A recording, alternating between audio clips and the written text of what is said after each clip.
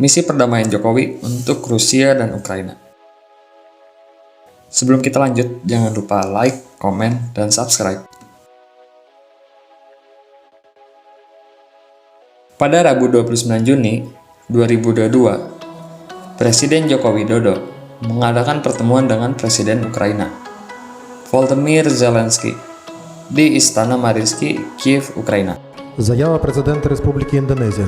Statement by the President of the Republic of Indonesia. Presiden Zelensky, terima kasih sudah menerima kunjungan saya dan delegasi terbatas di Kiev di tengah situasi yang tidak mudah ini.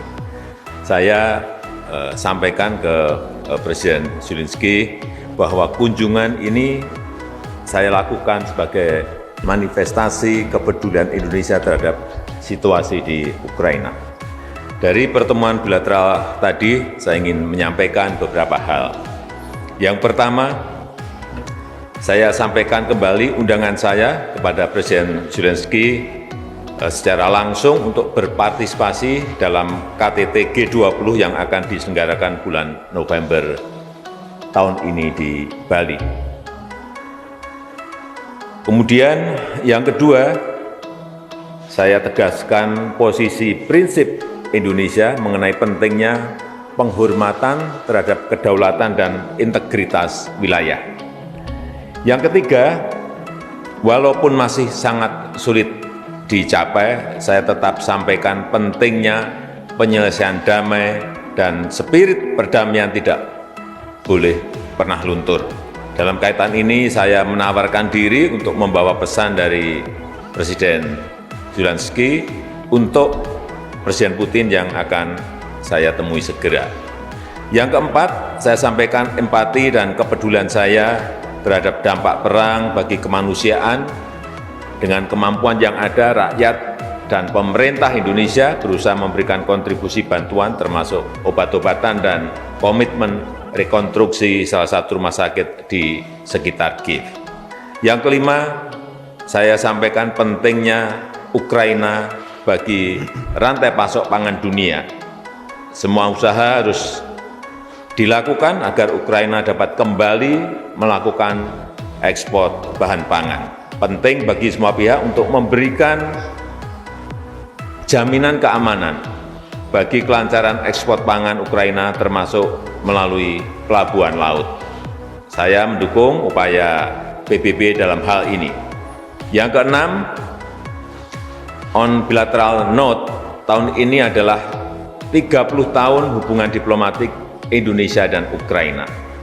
Saya menyampaikan komitmen Indonesia untuk terus memperkuat kerjasama dengan Ukraina. Terima kasih.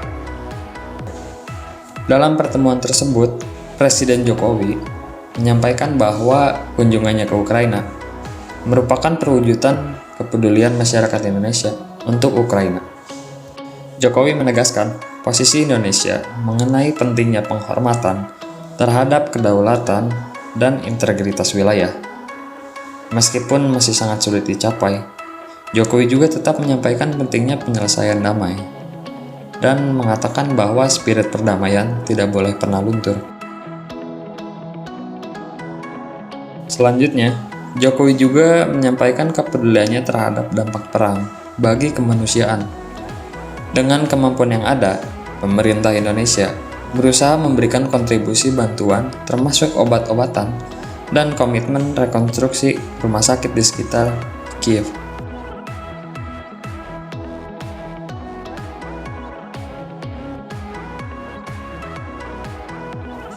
Di samping itu, Jokowi menyampaikan pentingnya Ukraina bagi rantai pasok pangan dunia.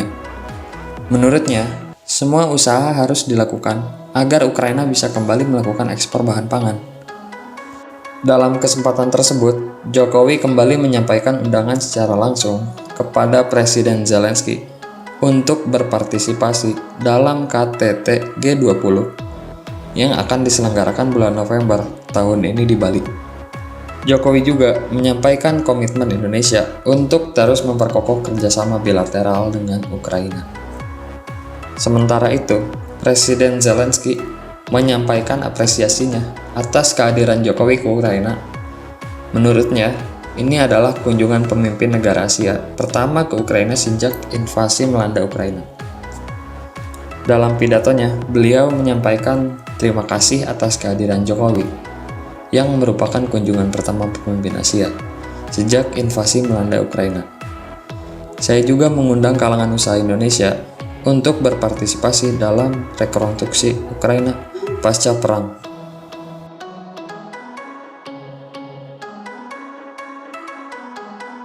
Menurutnya, kedatangan RI merupakan langkah pertama penguatan koalisi negara-negara anti perang global.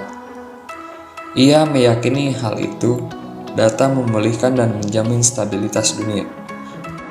Ukraina sangat menghargai kedudukan rakyat Indonesia dan dukungan pribadi Anda, Tuan Presiden, di masa perang untuk kebebasan dan kemerdekaan negara kami, tegasnya. Fasilitas ketua dan anggota G20 sangat penting untuk pemulihan perdamaian. Saya berterima kasih kepada Anda, Tuan Presiden, atas undangan pribadi untuk mengambil bagian dalam KTT G20 dan tentu saja saya menerimanya. Undangan partisipasi Ukraina akan tergantung pada situasi keamanan di negara itu dan pada komposisi peserta, jelasnya sekaligus menjawab kehadiran di G20. Di kesempatan yang sama, ia pun meminta dunia memperhatikan Rusia, di mana negara itu wajib mencabut blokade terhadap pelabuhan Ukraina guna melanjutkan ekspor produk pertanian domestik secara penuh. Sementara itu, kedua kepala negara juga mengumumkan kesepakatan untuk meluncurkan rezim bebas visa antara Ukraina dan Indonesia. Zelensky menyambut baik hal tersebut untuk mendorong ekonomi, pembangunan sosial, pendidikan, dan hubungan manusia. Keduanya juga membahas prospek rekonstruksi pasca perang. Perusahaan Indonesia juga berharap bergabung dalam sejumlah proyek.